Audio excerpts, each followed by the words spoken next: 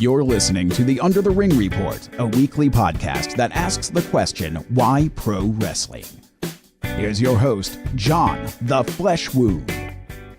And it's episode 15 of the Under the Ring Report. Thanks a lot for joining us. Really appreciate it. And if you haven't, make sure to follow us on Twitter at UTRR Podcast. Keep up to date on everything that's going on. In the second half of the show, we'll be doing an interview that we conducted in January of 2000 with WWE Hall of Famers, the Bushwhackers. Great tag team, great guys. They'll be talking about how they got started in professional wrestling, plus some of their favorite matches in the WWE. Now, before we get into our interview with the Bushwhackers, I do want to touch on the pay-per-view for Raw, Great Balls of Fire.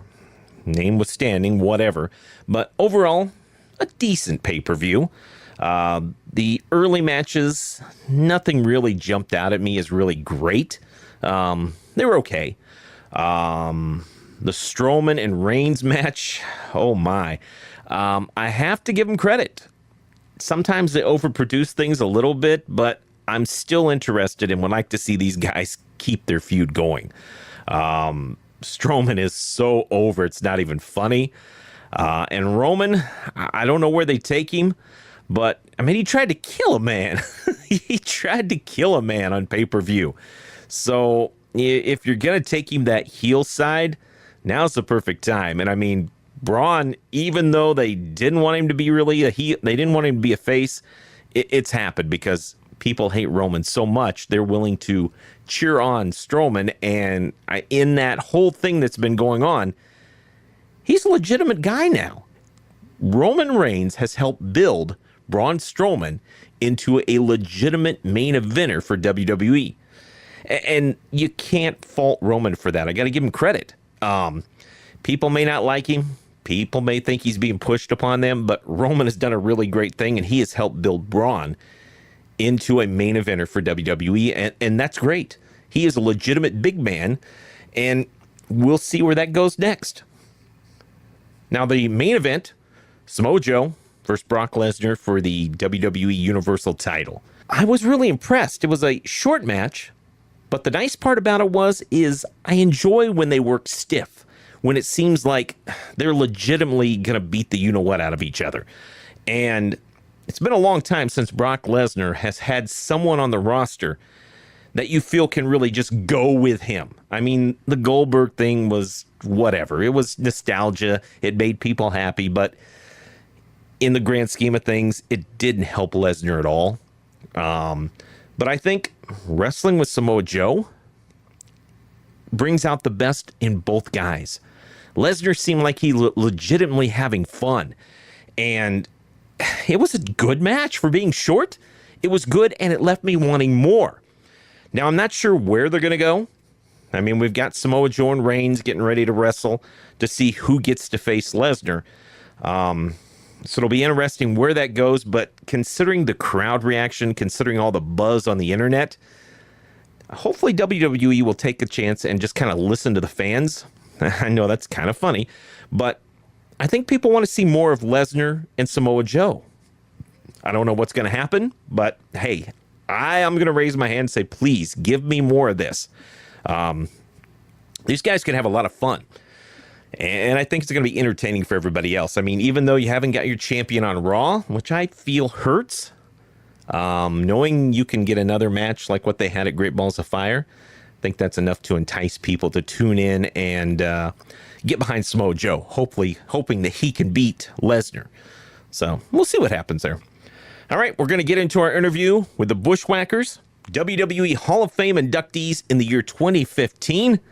Luke and Butch here on the Under the Ring Report. Under the Ring Report flashback interview. Welcome, everyone, to another edition of the Under the Ring Report. With me today, I'm proud to have probably one of the most famous tag teams of all time, the Bushwhackers. Welcome to the Under the Ring Report, guys. Hey, g'day, matey. How you doing? Very good. How you doing? Good. This is Butch. Yeah, g'day, mate. This is Luke of the Bushwhackers. We're glad to be on your station, mate. Well, I'm glad to have you guys. And what have you guys been up to? Oh, we've been busy, mate. We've been doing the independent circuit for the last couple of years all around the United States, all around Canada, and all around the rest of the world, and we've been busy greeting our fans and just taking care of business. That's good. Now, you guys got your own wrestling school, correct? Yes, we have a wrestling school here, mate, that keeps us busy every now and again. Keeps us sharp. Now, I want to kind of go back to your days in the WWF and even when you first got started. How does two guys from Wellington, New Zealand get started in professional wrestling? Oh, it wasn't that easy, mate. When we first started, there was no professional sports in New Zealand except for boxing, and so we took off from the New Zealand shores and went all around Asia and the rest of the world, and finally came to the United States, which took us a long time because we had to get a name for ourselves to get someone to get a visa. So it wasn't easy, but it was a long mountain, and we climbed it right to the top. Enjoyed it. We're still enjoying it today. And you guys actually, before you came to the WWF and were known as the Bushwhackers, you started off wrestling in some of the southern federations as the Sheepherders, and got quite a name for yourself as probably one of the main inventors of hardcore wrestling. Actually, we were hardcore before hardcore was even the word was thought of, mate, and we thought nothing of it because that was just our style since day one, since we got into wrestling. And a lot of the places we go on the independent circuit, we mix a little bit of the Bushwhacker things in with our Sheepherder days, and those days just seem to come natural to us, and that's the way we've always worked. We've always worked hard every time the bell goes, or every time we come out to go to the ring, away we go, and we just let it all out. And now when you guys went kind of a complete opposite for you in the way you'd wrestled, I know you guys were the hardcore guys, and blood and you name it was in your match, but when you went to the WWF, you became more of a lovable kind of grip of wrestlers with the Bushwhackers. Was this kind of hard for you guys to make that change? Not at all, mate, because actually, you see, times change. If you remember correctly, years ago, guys used to just stand on a headlock and stand in the middle of the ring, and they'd stand there for 2 or 3 minutes, and people would be satisfied. Today, boring.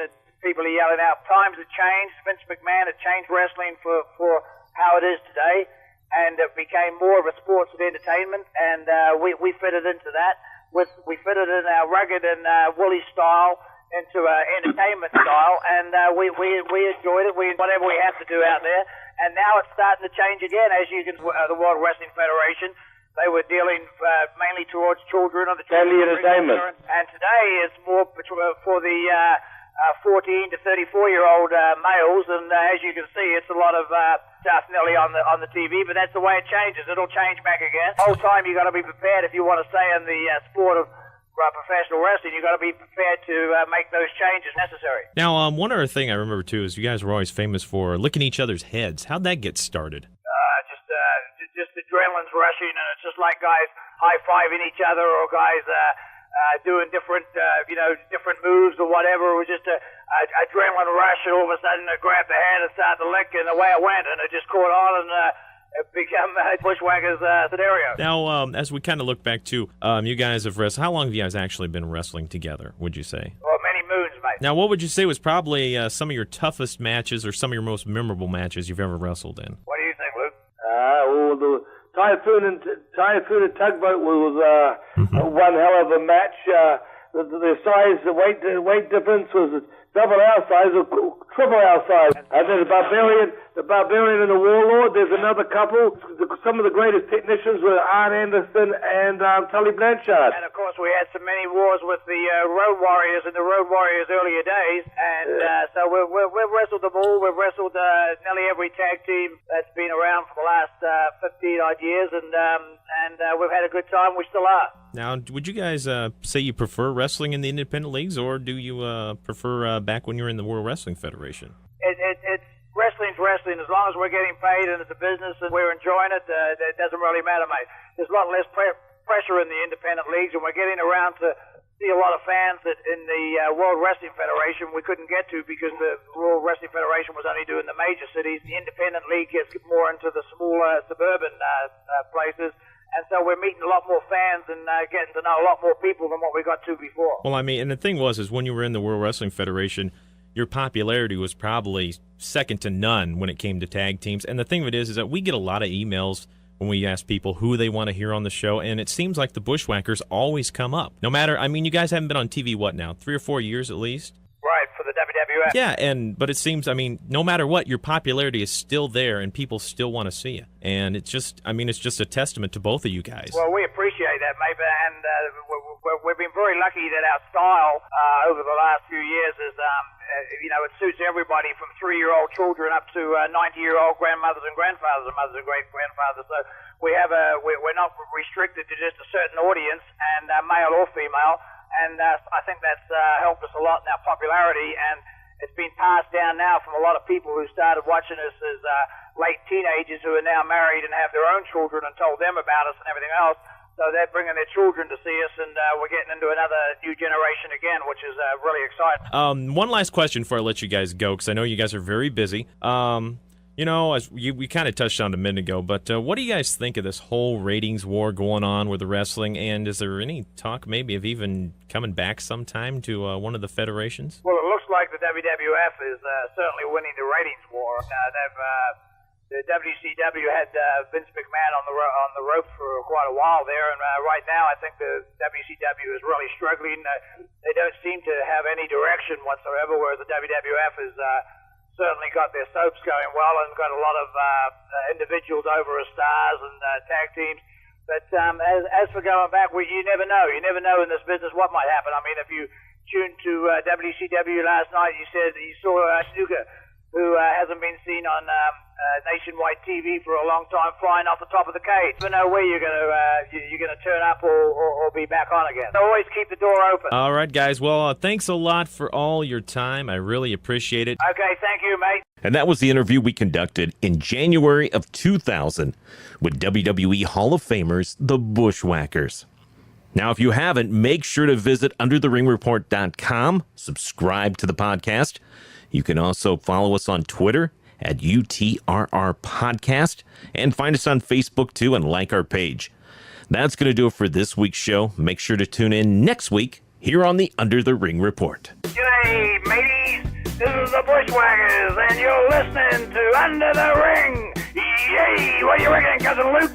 We're right there, mate, right under that ring. So all you people tune in every week and listen to the show. Thanks for listening to the Under the Ring Report. Please visit undertheringreport.com and subscribe for free so you can listen every week to the Under the Ring Report.